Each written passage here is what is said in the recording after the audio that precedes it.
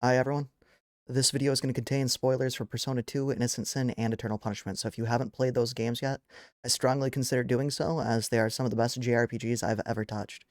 So, with that out of the way, please enjoy the video. Shin Megami Tensei, a franchise with a pedigree that dates back to the Famicom era of gaming in the 80s, has never had an easy time gaining a footing in the West. The first several games couldn't see localization due to fears of the Satanic Panic, and Nintendo's zero-tolerance policy on releasing games in the West that had any references to anything based in religion. So expecting to see a game based around teens summoning demons to fight on in a world ravaged by an apocalypse on the scale of Revelations get released in the West would be impractical to say the least. Pair this with Japanese companies thinking the West wasn't interested in JRPGs as a genre, and you have a deeply damning cocktail of reasons why the franchise wouldn't see the light of day outside of Japan. Enter the team responsible for Revelations Persona and its localization. This was a strong attempt at introducing Shin Megami Tensei to gamers in the West, in spite of its many localization problems and its mixed reception. It did, however, do well enough to warrant a sequel to be localized, though, due to various circumstances, we only received half the story. Fast forward to Persona 2. The localization teams responsible for Revelations learned their lesson and made this game as true to form to the original Japanese version as they could. They held no stops and made one of the greatest cult classics in gaming that I've ever had the pleasure to play. Though a comprehensive review is beyond the scope of this video, it did launch with a bonus disc and a glimmer of hope for the franchise. I'm convinced Atlus banked on this game doing well, and this bonus disc landing in the hands of as many people as humanly possible, because on this disc is a trailer for an anime dubbed Persona 2 Sin and Punishment, or Persona 2 Another Self. An attempt at creating a medium through which the scope of Persona Innocent Sin and Eternal Punishment could be brought into a more mainstream light, and by extension, Shin Megami Tensei as a whole. The trailer clearly depicts the events of Innocent Sin in a limited shorthand form, only teasing them while blending together elements from Eternal Punishment. From the onset, you see Jun as Joker, posing as he does in Innocent Sin, when the scene shifts to Katsuya, chasing after some unknown assailant. Unfazed by the gun pointed directly at him, he shifts and melds into one of the Jokers we know from Eternal Punishment. With the knowledge we now have of the localized version of Innocent Sin that came over a decade after the release of Eternal Punishment, it's clear that this is going to be an all-encompassing story, covering not only Tatsuya and his friend's sins from the first part of the duology, but the punishment for said sins, and how they'll be atoned for in the second game. You can also tell that this is how Atlus intended to handle the notion that Innocent Sin's Western release was scrapped. This was how the first half of Persona 2 was to be supplemented to a Western audience. We then get a clear picture of the girl in front of Seven Sisters High, as her face melts away similarly to how it does in Innocent Sin, further cementing this notion. For only a second, we get a glimpse of Bofu, one of the more elusive rumor mongers within Innocent Sin, and a force to be reckoned with in Eternal Punishment, as he overlooks the city of Sumeru from his office as Joker begins his mission in earnest.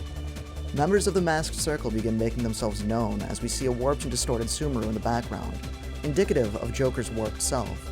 Just as things ramp up, we begin to see characters we would have no basis for over the course of Eternal Punishment's plot development.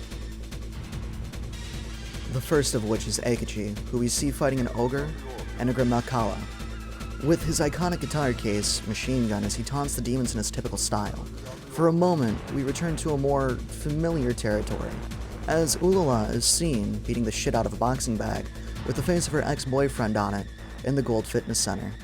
Pan to the distraught, love-struck Ginkgo as she stares off into the distance high upon a bridge as we hear the faint click of the lighter belonging to the man she loves. The tone suddenly shifts from a melancholic foreshadowing of tragedy to come to a time before sin, as we see Jun and Tatsuya reminiscing about a time long past, before things became the way that they are, before a time of personas, demons, and the fate of the world lying square in their hands. Move forward and we see Maya and Yuki preparing for a new day, unaware of the events about to unfold, and we snap back as we reach our crescendo. It's time for our cast to receive punishment for their sins, as Tatsuya, Ginkgo, and Akechi summon their personas in an attempt to stop Jun to no avail. As he taunts Tatsuya and goes in for the kill on Maya, we see something horrifying, an amalgamation of things gone awry, of distortions in one's own heart, the corruption of Nyarlathotep as Jun summons his persona, the embodiment of the punishment for mankind's sins. Just in the nick of time, Tatsuya saves Maya, and what do we have for it? Absolutely nothing. It was clear that Atlus wanted Persona, and to a greater extent, Shin Megami Tensei, to succeed in the West. If Revelation's Persona was the wet cement that laid the groundwork for this franchise with its poor localization and many flaws, then Persona 2 Eternal Punishment was the hardened foundation that would lay the base for what we know today. This is made abundantly clear with how vague all of the footage presented in the Sin and Punishment trailer really is. With the gift of hindsight and the fact that we did eventually see the first half of the story arrive in the West by fan translation in 2008, and then again by way of official translation in the PSP remaster, we can see just how much foreshadowing is there. The original Joker, the girl's face melting outside Sevens, the members of the Masked Circle gathering outside in the streets of Sumeru, Tatsuya, Akechi, Ginko, Maya, Yuki, and Jun's uncorrupted self. All the elements are here, and they're presented in such a way that leaves the viewer wanting to know more about a story never told in the West.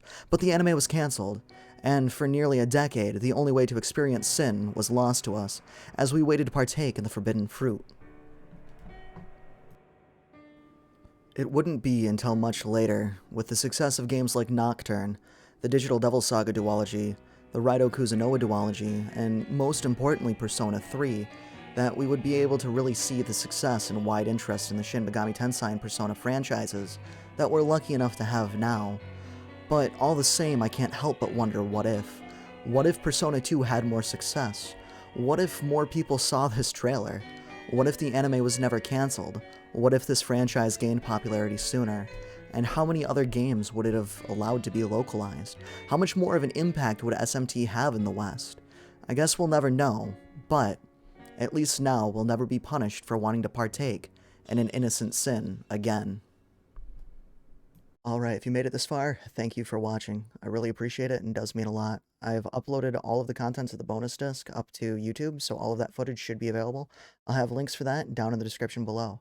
And if you enjoyed the content, please consider leaving a like and a subscribe. It really does help the channel out.